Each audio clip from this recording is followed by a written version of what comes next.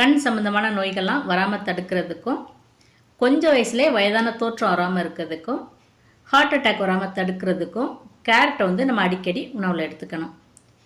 எப்போவுமே பொரியல், வறுவல், கூட்டுன்னு செய்யாமல் இந்த மாதிரி வித்தியாசமாக கேரட் சாதம் செஞ்சு கொடுத்தீங்கன்னா எல்லாருமே கேரட்டை வந்து ரொம்ப விரும்பி சாப்பிடுவாங்க. கொஞ்சம் கூட மீதம் வைக்க மாட்டாங்க. இந்த கேரட் சாதம் செய்கிறதுக்கு நான் இன்றைக்கி வந்து 3 மீடியம் சைஸ் கேரட் எடுத்திருக்கேன். கேரட்டோட 2 நுனிப்பகுதியையும் நம்ம இந்த மாதிரி கட் பண்ணிவிட்டு தோலெல்லாம் சீவிட்டு தண்ணியில் 2 மணி நேரம் நல்லா கழுவுனதுக்கப்புறம் நம்ம கேரட் துருவி எடுத்துக்கணும். கேரட் சாதம் சாப்பிடும்போது அந்த கேரட் வந்து வாயில் கடிபடணும் அப்படின்னா இந்த மாதிரி பெரிய சைஸாக துருவி எடுத்துக்குங்க. அந்த சாதத்தோட கேரட் ஒன்றா கலந்து இருக்கணும் அப்படின்னா இந்த மாதிரி சின்ன சைஸாக துருவி எடுத்துக்குங்க. நான் வந்து இந்த சின்ன சைஸில் தான் துருவி எடுத்துக்கிறேன். இப்போ இந்த 3 கேரட்டையும் நம்ம இந்த மாதிரி துருவி எடுத்துக்கலாம். 3 கேரட் நம்ம எடுத்துட்டோம்னா 3 பேருக்கு வந்து சாப்பாடு தயார் பண்ணிடலாம். அந்தளவுக்கு அது கரெக்டாக இருக்கும். இப்போ துருவி வச்ச கேரட் வந்து தனியாக இருக்கட்டும். இப்போ நம்ம வந்து கேரட் சாதத்தை வந்து தயார் பண்ண ஆரம்பிச்சிடலாம். அதுக்கு ஒரு கடாயில் 2 டேபிள் ஸ்பூன் அளவுக்கு நல்லெண்ணெய், அப்படி இல்லைன்னா ரீஃபைண்ட் ஆயில் எடுத்துக்கோங்க. இது கூட 1 டீஸ்பூன் அளவுக்கு நெய் சேர்த்துக்குங்க. கொஞ்சமாவது நீங்கள் நெய் சேர்த்துக்கிட்டா தான் கேரட் சாதம் வந்து நல்ல மணமாக இருக்கும். இப்போ இதில் வந்து 1 டீஸ்பூன் அளவுக்கு கடுகு பருப்பு சேர்த்துக்குங்க. கடுகு நல்லா பொரிஞ்ச உடனே ஒரு பிரியாணி இலை, ஒரு சிறு துண்டு பட்டை, ஒரு கிராம்பு, ஒரு ஏலக்காய், சின்னதாக அன்னாசிப்பூ இதை சேர்த்துக்குங்க. மசாலா வாசம் பிடிக்காதவங்க அதை ஸ்கிப் பண்ணிடுங்க. ஆனால் மசாலா வந்து அதிகமாக போட்டுறாதீங்க. அந்த மாதிரி போட்டிங்கன்னா அது பிரியாணி மாதிரி ஆயிரும். அதனால் கொஞ்சமாக போட்டுக்கிட்டா போதும். இப்போ இது கூட 1 டேபிள் ஸ்பூன் அளவுக்கு கடலைப்பருப்பு சேர்த்து, கடலைப்பருப்பு வந்து நல்ல இந்த மாதிரி கலர் மாறி வரும்போது தேவையான அளவு முந்திரி பருப்பு சேர்த்துக்குங்க. முந்திரி பருப்பு வந்து ஆப்ஷனல் தான், அது இல்லைன்னா நம்ம விட்டுறலாம். இப்போ ஒரு 4 மிளகாத்தில் காம்பை கிள்ளிட்டு சேர்த்துக்கணும். இப்போ இதெல்லாம் சேர்த்து நல்லா இந்த மாதிரி வறுத்ததுக்கப்புறம் ஒரு பெரிய வெங்காயத்தை இந்த மாதிரி நீல வாக்கில் நறுக்கி சேர்த்துக்குங்க. இது கூட காரத்துக்கு வந்து 2 பச்சை மிளகாய், வாசத்துக்கு கொஞ்சமாக கருவேப்பிலை, அப்புறம் இந்த கேரட் சாதத்துக்கு தேவையான உப்பு இந்த டைமே நம்ம சேர்த்துடலாம்.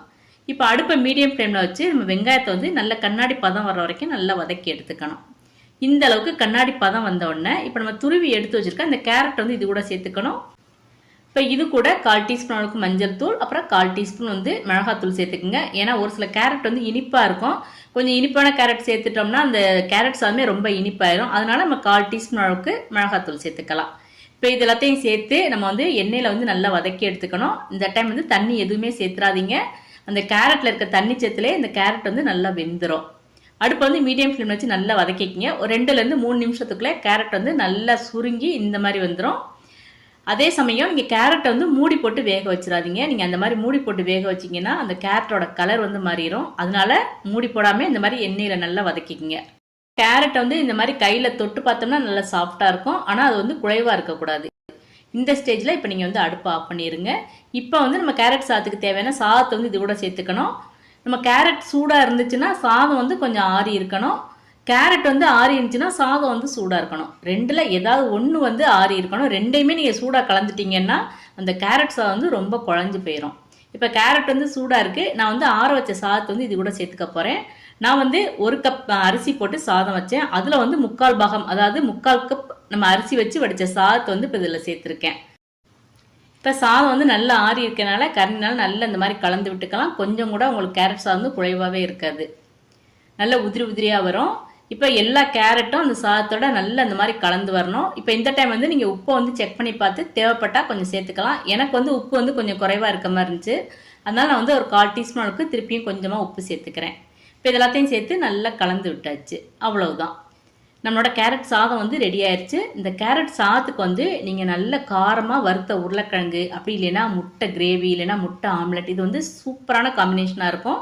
ஸ்கூலுக்கு போகிற குழந்தைங்களுக்கோ அல்லது ஆஃபீஸ் போகிறவங்களுக்கோ இதை வந்து நீங்கள் டிஃபன் பாக்ஸில் வச்சு கொடுத்து விட்டீங்கன்னா கொஞ்சம் கூட மீதம் வைக்க மாட்டாங்க. எல்லாத்தையும் காலி பண்ணிட்டு தான் வருவாங்க. அந்த அளவுக்கு ரொம்ப டேஸ்ட்டாக இருக்கும். அந்த நெய் சேர்த்தனால அந்த நெய் வாசத்தோட கேரட் சாதம் வந்து கம்மன்னு இருக்கும்.